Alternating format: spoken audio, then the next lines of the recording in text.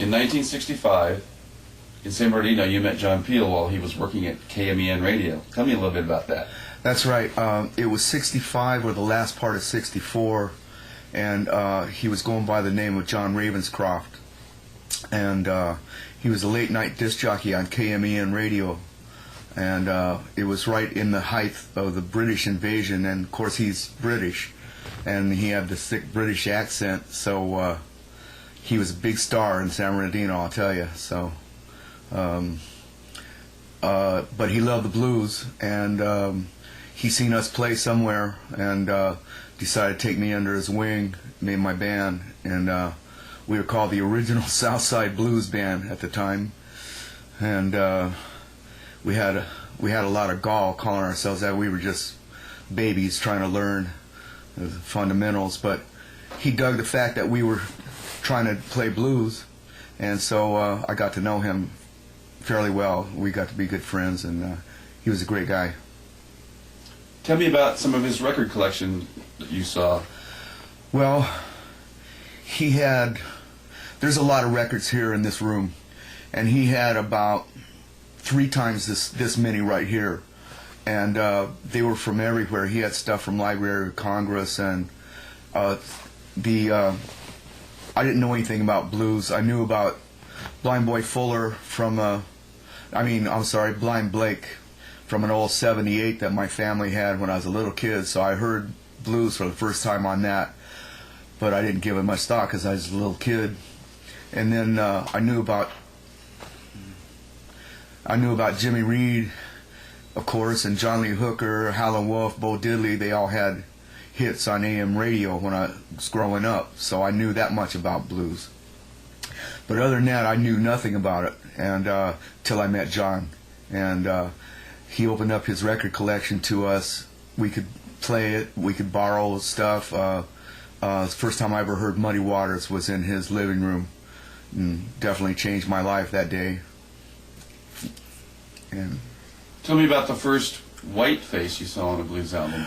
Well, I was going through a bin of albums one day, and he had all this great stuff, and then boom, there was this white guy, and it said, "Stand back, here comes Charlie Musselwhite," and he was the first white harmonica player I ever seen, blues guy. And that was back in probably 65.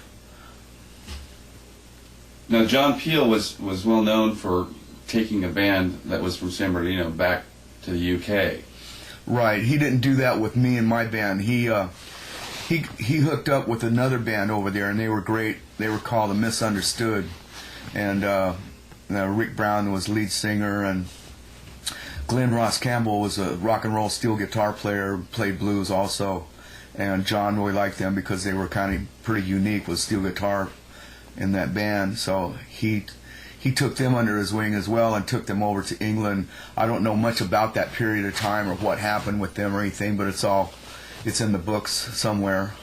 But yeah, they were a great band, and he brought them over. I don't know if he took anybody else from that area over there or not. So very briefly, just tell us what happened after you met John Ravenscroft, and then you left Bordeaux, but then you eventually ran into him again in Britain. Yeah, we, as things happened, we kind of drifted apart. He left town, and he went back to England and took his name, John Peel. I knew him as John Ravenscroft, but it was really John Peel, and he became John Peel in England again, and became a big star, and deservedly so. He's a very smart cat, and very deserving.